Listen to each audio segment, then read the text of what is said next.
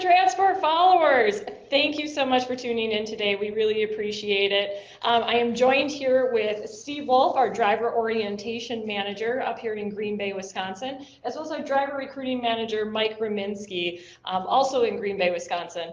But they do not just limit their experience into here in Green Bay, they help facilitate driver orientation all throughout the Midwest and Southeast at all of our terminals. And we'll dig a little bit deeper over into those, where those terminals are and all of your questions. Thank you for sending them on over. I'm first going to allow Steve to introduce himself, and then Mike, and then we'll get right into it. So go take it away, Steve. Hi, I'm Steve, and as Kate had said, I am the driver orientation manager here. I lead the orientation for all of our experienced drivers. We do it live right here in Green Bay, so whatever drivers I might have that are orientating up here in Wisconsin will be here live with me in the classroom, and everybody else will join me at their respective terminals live stream. Been here with PTI for just over 20 years, 18 of those as a driver, and just recently transitioned into the office 2 years ago. Fantastic, fantastic. Steve helped me out early on when I first joined PTI 6 years ago, and helped me with a lot of video productions to try to, better understand pre-trip inspections and all that. I've been trying to get him to come over to the marketing team for ages, but he keeps shaking his head, nope. Not happening. And my counterpart, my favorite guy at PTI, because we have shared fate, Mike Rominski. Good afternoon, everyone. Thank you as well. As Kate said, my name is Mike Rominski, and I'm the overall recruiting manager. And I have responsibility, along with my team, to first talk about all of PTI's excellent opportunities for all of our driver candidates, work through that whole application process, and then ultimately, if you or anyone else decides to move ahead with us, our team starts making all those arrangements, doing all the onboarding work, all of our DOT requirements that have to be met, and obviously looking forward to getting them to one of our orientations, whether it's for experienced drivers with Steve or one of our new Accelerate driver orientations for inexperienced drivers. And one of the things I just really want to highlight, since Mike has come on board with Paper Transport just a little under 2 years ago, he's really made it his mission to make the application process as easy as possible for drivers, and to be able to get them into orientation as soon as next week, if that is your prerogative that you want to get working, or if you want to flex that out a bit. So it's been really awesome to see the improvements that we've made into that process. So what do you say? Should we dig into it? Anything else you would like to add? Ready? All right. So number one, where is orientation? Well, Steve or I could handle that one, but the orientation locations include, of course, Green Bay, Wisconsin here, along with 5 other sites. But for the inexperienced, it's just here in Green Bay, Wisconsin for the first full week of orientation. For experienced drivers, I'll defer to Steve. Sure, the experienced drivers I mentioned before, if they're in the Green Bay or the Wisconsin area, Illinois, we'll bring them up here, and they'll be live here in our classroom here in Green Bay. In the Southeast, we have a training classroom in Jacksonville, Florida, Albany, Georgia, Muskogee, Oklahoma, Huber Heights, Ohio, and Pontoon Beach, Illinois, basically St. Louis, right, those are our locations. Great, and I believe that all of the folks in the experienced driver orientation get to experience a little bit of orientation. That's right, yeah, unfortunately, I'll let you draw that conclusion when you're here, but yeah, I do the class live here in Green Bay, and then we just live stream it. So you'll be in your classroom down in whatever the other location might be. The big, was that one, 80-inch TV right there that's broadcast up there. It's interactive, so it's not just sitting in the classroom staring at me talking for the entire time. It is interactive, so it's a back and forth conversation. We try to treat it as if everybody's in the same classroom. Drivers interact with each other, they interact with me. We all have a good time together as much as we can. Great, let's dovetail right into that. What is the orientation process, and what is covered in the 1.5 day experienced driver, and then we'll unpack what's happening over the Accelerate drivers. Sure, easy enough. Tuesday, wherever your orientation location is, there'll be a safety manager there or somebody from the safety team that will road test. Pretty simple road test, just get out and demonstrate your skills and being able to handle the truck and back up the truck and all that kind of stuff. And then there's the drug screening process and everything else that takes place on Tuesday. Wednesday, 7 o'clock Central, 8 o'clock Eastern. I got that backwards. 8 o'clock Central, 9 o'clock Eastern. You would be in your classroom, and we kick off the morning just introducing each other, some company introduction stuff. We start hitting some HR stuff like our benefits. Wrap up the morning talking about PTI specific safety policies, our drive cam project and all that. Break for a good lunch, and then spend the rest of the day working through the ELD, the workflow and the message center and everything else that we do on the tablets. And from there, cut you loose. And usually Thursday morning then you meet with your maintenance team and just do your truck handoff. Maybe have an opportunity to talk to your operations driver manager if you haven't done so already. Great. Before we get into the inexperienced driver program, what should experienced drivers bring to orientation? Is there anything that they need to bring? Specifically, we would like to see you bring what you would need to do your job. I'm talking mainly a pair of gloves so that you can actually get in there and do your pre-trip and grab hold of stuff. I'm not worried about people showing up looking like they're applying for a job interview when they're coming for the orientation. And I've seen it. You know, jeans, t-shirt, whatever you got, the nice pair of boots. Yeah, please no flip-flops or sandals. Pair of gloves so you can actually demonstrate that you're reaching in and grabbing stuff and touching stuff and showing me what you're looking for. A flashlight would be a nice thing to have with you as well, so that you can actually show me what you're looking at and shine the light on stuff for your pre-trip. So basically anything that you would normally use for a pre-trip. Other than that, I don't require anything for the class itself. No, we provide everything that you need for the class itself. Great, okay. For inexperienced drivers, actually, Steve summed it up very well. It's, for the most part, similar to that, other than that 5-day orientation is combination classroom and at the truck. So out here at our course, inexperienced drivers, along with just other inexperienced drivers, are learning the basics and things like that. But in terms of what they should bring, pretty much the same thing, other than probably, especially in the colder weather, bundle up a little bit more because you're going to be spending some more time outside. So in terms of that's what you bring. And then of course, sometimes people forget, and Steve and I can attest to this, just make sure that you bring the basics for any new job as well too. We have to satisfy all of those government needs, the DOT needs and things like that. So that's your CDL, that's your med card, Social Security, and things like that. Great. I did forget to mention that, yes. Social Security card or birth certificate or something for the tax information. Oh, sure, for the HR. You can't get the HR or the I-9 stuff. You can't work unless it's brought with you. So yeah, right. Please bring that as well. Right, especially if you're traveling up in a far distance. Otherwise, we can't move forward without that information. Okay, if I could just add a little bit to that, depending on where someone is coming to our Accelerate, by the way, that's a new term that we have coined for our new inexperienced driver complete, what I'll say, package, right? The jobs themselves, the fact that it's the highest entry-level starting pay, and then of course the highest pay once everyone gets out in their jobs. But again, depending on where you come from, we might ask someone to also go out with a trainer right from here. So we would tell you that in advance, and that may mean some extra gear, some extra clothes and things like that. But we accommodate all of that in terms of our travel as well. And certainly during the recruiting process or the interview process, as we get you set up, we're going to make sure that we have a little checklist of items that the recruiters and Mike will be able to work with you just to make sure you're not missing any of those particular details.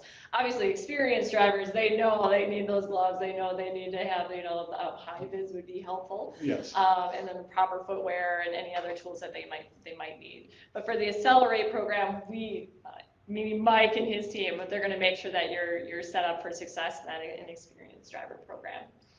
Just overall, too, neat thing about our experience here at PTI is the fact that training, safety, and the recruiting department are not only physically very close proximity here in our office, but we interact a lot to help in, being able there to help anybody through any, glitch that we may have, Steve, right? And kind of work through all those things and And occasionally, they do. People forget some things like that, but we do everything we can to support anybody, and we are very closely working together. So. Perfect, perfect.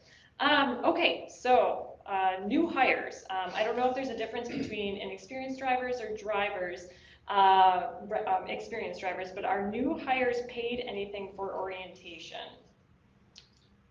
The experienced drivers, no, but they do have what they call the first load bonus, which after you pull your first load, but for our 2 days of orientation, no, there's no pay for that. But Mike could probably speak more to the accelerated programs. That is a little bit different there. Yeah, and as Steve had mentioned, for our experienced drivers, it really, instead of the orientation pay, they get a first load bonus. So they complete their orientation upon completion of their first load, depending on what type of work you go into. If it's local work, it's $250.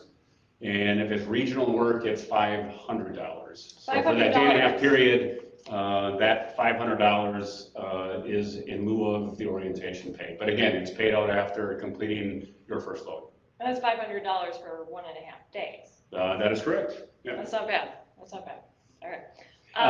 And on the inexperienced side of it, that 5-day orientation period, we recognize that anyone entering this field career could be coming from another occupation, a period of employment, that we want to kind of make that as, what would I say, stress-free as we possibly, can do. So that orientation for someone inexperienced, that 5-day orientation is paid out, or we pay $750 for it the following week. So when you complete that, it's $750 really to get you started.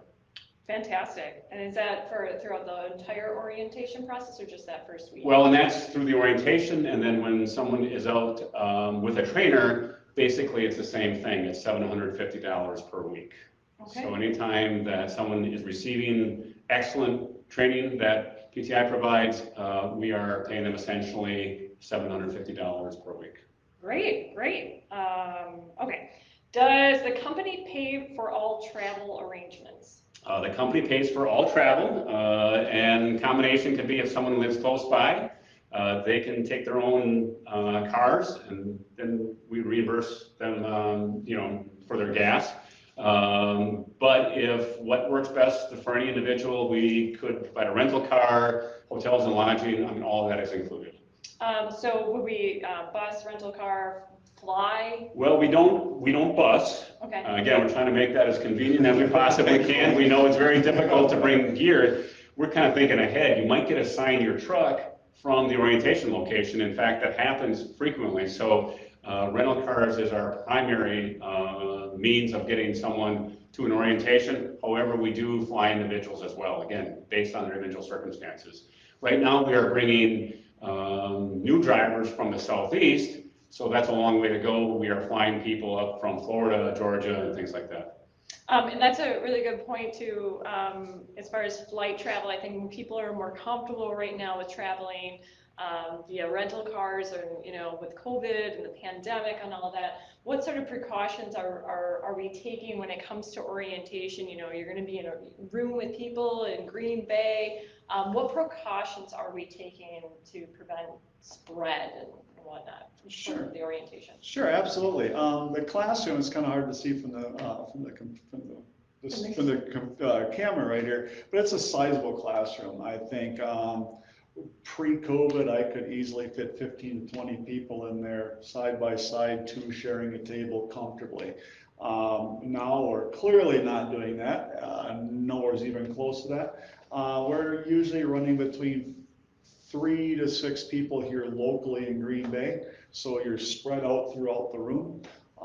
We do, if you are sitting in close proximity to somebody, we would ask that you wear a mask, but again, at least here in our Green Bay office, that's not been an issue. You're really well spread out, but if you do feel more comfortable wearing the mask, fine. I also have the plastic face shields that we can give out to anybody who wants it. For our outside locations, those classrooms can be a little bit smaller. So again, depending on the number of people that are there. If it's just a lone or a driver in the orientation, they're in the classroom or their office by themselves, there's not an issue with that. We're not going to require the mask if you're sitting alone. But again, if you feel more comfortable in the room with other people, by all means, go ahead and wear it, or the face shield or some other such thing. But we really do our job of keeping the social distancing and spread out throughout the room, so it's not really a big problem with close proximity to other people. Okay, if I could just add kind of a testament to Steve and all of our on-site safety managers as well too. We have not had any issues. We haven't had any spread. So and also then we're just kind of fortunate to have just a lot of responsible people who want to work at PTI. So just have not had a single case or issue and things like that. So. Perfect, wonderful, wonderful. We'd like to hear that. Yeah, and that goes to our trainers as well, if I could speak to that. I mean, especially for those that are coming on board for the Accelerate program, it's like, okay, now what? I was sitting in the classrooms 8 feet, 10 feet apart from somebody for the entire time I was there, but now I'm spending every day in a truck with another driver. Again, our trainers are very, very cautious with that. They'll feel your comfort level on that, and you got a discussion that you can have with that trainer when you're out there, as far as your comfort level with being there with that trainer in that proximity with each other, as far as what precautions you take at that point. But to Mike's point, since the entire outbreak, we have not had a single case ever come out of our office here or any of our outside locations, and no issues that way. Fantastic, fantastic. Okay, similar topic of sharing space. Does the driver get their own hotel room, or are drivers required to room with one another? Drivers get their own hotel room, so we don't have any requirement. It's kind of not even really a choice. We just do that automatically for everyone, for experienced or for our inexperienced drivers. Good. Good question though. Decent and good. Does the company expect the driver to pay them back for orientation expenses if the driver does not drive for them, or for a certain period of time? Yeah, maybe I can take that one, Steve, but that's okay. Yeah, the answer is no. PTI has no financial obligation or contract or anything of the sort for either the experienced, but really that question is probably pertaining more to the inexperienced drivers. And no, we cover the expenses. Training is not under contract of any sort. And some carriers do that because it's a rather large investment. So even with ours, we're looking at a minimum of $6,000 per individual to help get them here, go through the orientation, provide the training, and pay after that. So it is a big investment, one that we think is worth it. We're just a company that's a little bit different. We feel that it's kind of incumbent upon us to want that driver or want you to stay here. And so we kind of put it more on us rather than have this thing holding over anybody's head. We want to make it the best experience possible, and then people will stay. Excellent, excellent, great answer. After orientation is finished, how long will it take for the driver to get dispatched home to pick up his or her gear? Well, sure. I can speak from the experience side anyway. A lot of times that all depends on when the drug screening results come back. Typically speaking, like I said, the drug screening takes place on Tuesday.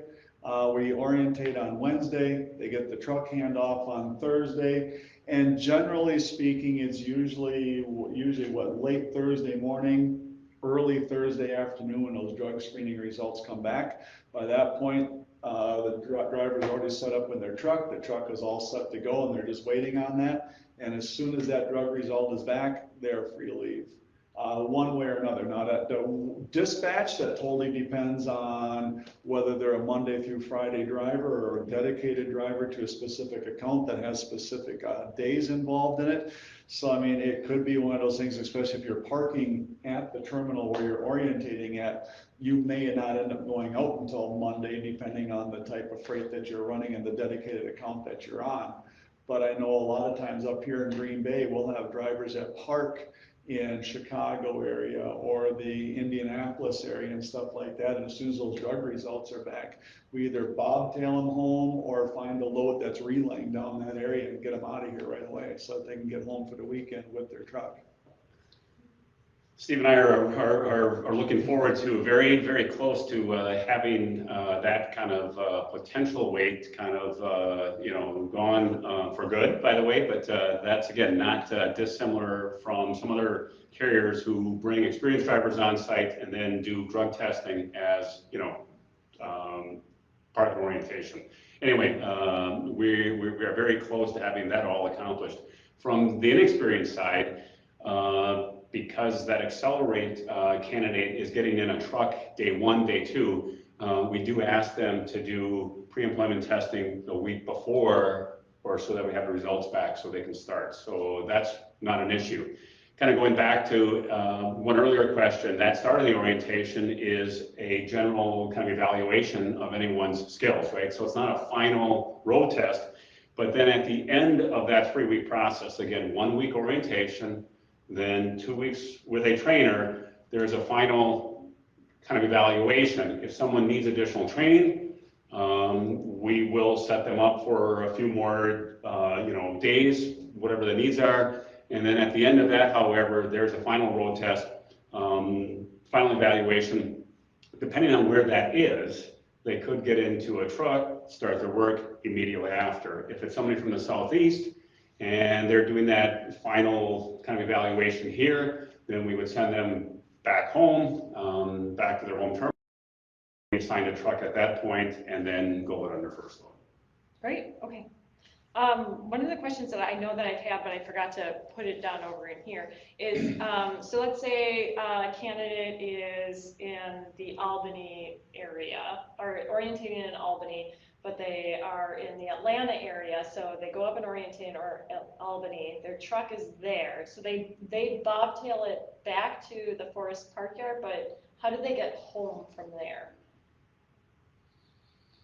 Well, again, that can vary. We really kind of accommodate the individual circumstance. In fact, that's a very good question, and a little bit different, right? Where that truck assignment could be from, where their first load is, and things like that.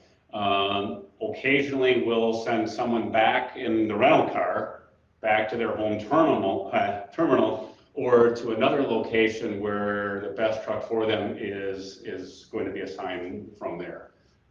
So that can vary just a little bit, but most often experienced drivers get assigned a truck and their first load kind of at the site of orientation. But again, sometimes there's a need to flex with that. Great. And I think most experienced drivers are used to that when they get that truck handoff for the first time. They're not taking the truck home to their driveway, they're taking the truck to a park location. So they're driving that rental up here to, say, Green Bay, but they're parking in, say, Chicago. Well, we don't have a park location in the city of Chicago. It's Bolingbrook, Elwood, Crestwood, places like that. And Joliet. So they know that, okay, if I'm parking there, once I get to that drop yard, I'm going to have somebody pick me up to take me home. But then obviously when they're starting to run, they can take their own car back and forth. It's always a unique transition, but as Mike has said multiple times, we do work with the drivers on trying to figure out the best way to do it. I mean, I even just throwing out an example, we had a driver parked down in Menasha, but he lived an hour away from there. It didn't make any sense for him to drive all the way up here to Green Bay, pick up his truck, shuttle it down to Menasha, then have somebody else pick him up there, bring him back up here to Green Bay. I just drove his truck down there to Menasha yard.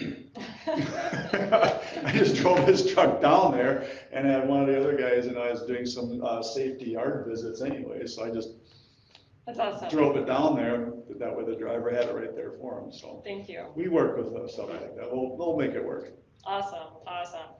Okay, this one just came into this morning, I know. Are pets and passengers allowed to attend orientation with the driver? You mean the physical within the orientation program and classroom and in truck portions of it? Yes. No, they are not. Obviously, we want to make it as convenient as individuals can bring out their pets with them immediately after that they're operating solo. And individuals do bring their pets with them to the orientation, to their hotel rooms, sometimes with a significant other and things like that. But no, the actual physical in orientation, we just ask for everyone's attention. And so during that period, it's something that we politely ask for, so. Although if you do come up to Green Bay, just shoot me a message, Kate Whitman. I might watch your animal for you while you're in the orientation. That is true. The one thing to keep in mind though with pets and passengers is it's just the way our company policies work out and insurance reasons and stuff like that. Mike had mentioned they bring their pet with them or a significant other during that week. They can't be here in the physical classroom. They can't be out in the yard. Keep in mind your significant others and have to find a different way home right away. We do allow the dog or the cat to ride with you immediately upon transition of that truck, but the significant other, family member, human passenger cannot. So that's one thing to keep in mind. We have, as Mike mentioned, experienced drivers roll up here, they take the orientation, they leave the dog at the hotel, truck handoff, they load everybody up in the truck and go home. But and let's talk a little bit about that passenger policy since we brought it up. What is the waiting period with the passenger policy, and what are the specifics as far as what that? It's a 60-day period, no fee, no cost. Pets are the same thing too. That's a very, kind of advantageous pet and passenger program. Both are, very kind of, again, thinking about all of our individual drivers, their needs, their families, right? So pets, they can start out, like Steve said, immediately. Human passengers, 10 years or older, no charge for either, but we wait for 60 days. on the people. On the people. On the people, right. Not on the pets. Yeah. And from what I understand, that policy is really centered on you're just transitioning to some new lanes. We want to make sure that you are comfortable with the predictability and the planning and the tools and really being able to be safe. So then that way you can get home, and then that 60 days later, you can bring them in the truck with you nice and safely. So. Yeah, that's it. I've taken my daughters with me before and, roll down to Chicago and the whole way. And I could imagine doing that new to the industry, new to the truck, right. New to the lanes that I'm driving. It's like, after I've been at it for a while, okay, feel free to chatter. In fact, I prefer to have a little chatter in the truck while I'm driving, but that's how we have that policy in place. And then, of course, with the passengers, too, you have to make sure that in that 60-day period, you remain accident-free, any other kind of disciplinary action-free. You have to be a clean record for that 60 days as well. Hey, by the way, Steve kind of harkened some memories back, so thank you for that, Steve. Me as a, very young person, me and my siblings going out with my dad for weeks at a time over the summer, a lot of great memories. So, that's awesome. So thanks. Okay, I believe that we're running low on time here, so how soon will I start work after orientation? When's my hire date, and how soon will I start? I can answer that one, Steve, but I think, Steve, kind of a little bit different. So we'll start with that experienced driver. So if their orientation week is like this week as an example, Tuesday road test, drug test, Wednesday full day orientation, Thursday tractor assignment, generally speaking, their hire date is that Thursday. Okay, great. For the inexperienced, their hire date is the Monday start of the orientation. Okay, and then from that hire date, when does benefits and insurance and all that kick in? Benefits kick in the first of the month after 60 days of employment. Okay. So today being January 18th, it'd be February, March, be your 60 days, and then be April 1st. Okay. So it's, the first of the month following 60 days of employment is when the insurance and all that stuff kicks in. All right, great. Okay, I'm just gonna go check to make sure we don't have any questions waiting over in the live feed. So beg your patience here. If there's anything that you would like to add about the orientation or any last minute statements?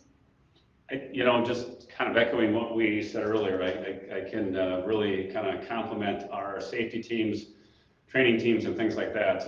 Not uncommon to have to, go through some of the variables. And our process is very organized, very kind of structured, but at the same time, we understand that people are, learning at a different pace.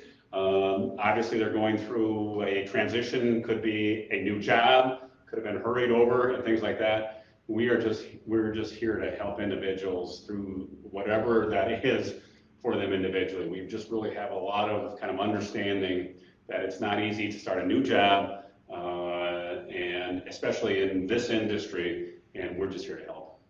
Great.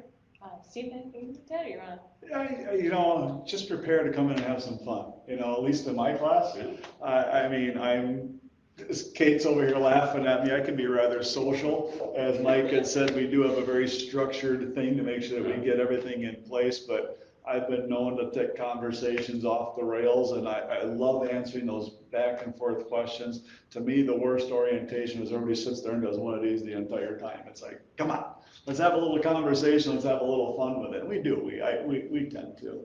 We tend to, but as Mike had also pointed out, we will make sure that we're not here to set you up to fail, we're here to set you up to succeed.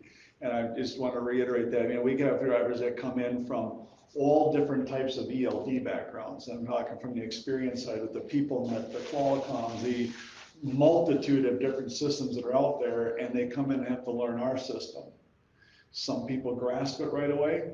Others have a little bit of trouble with it. It's not a harder system. It's not an easier system. It's just a different system. Right. And I have zero problem sitting back down and retraining the next day. Maybe somebody on site at the Albany or Pontoon or wherever your location is, sit down with you one-on-one and work through it. We have no problem with that at all. We're here to make sure that you get the training that you need to be successful in the job that you are, so that you can just get out there, earn the money, run your loads.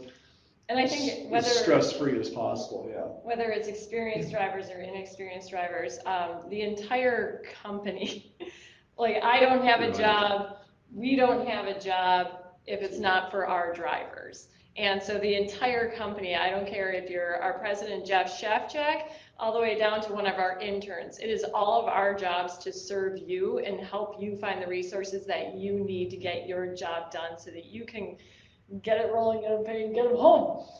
Because that's really what it's all about, is getting you home and making sure that you're able to support your family and be able to enjoy the things in your life. Okay, so let's go ahead and just make sure we tackle some questions. Emily downstairs says hello. Hi, Emily. Hi, Emily. Okay. Emily's my former driver manager, so hi, Emily. Okay, Ryan, he is asking, what is your starting pay? I'm going to let you take that one, Mike.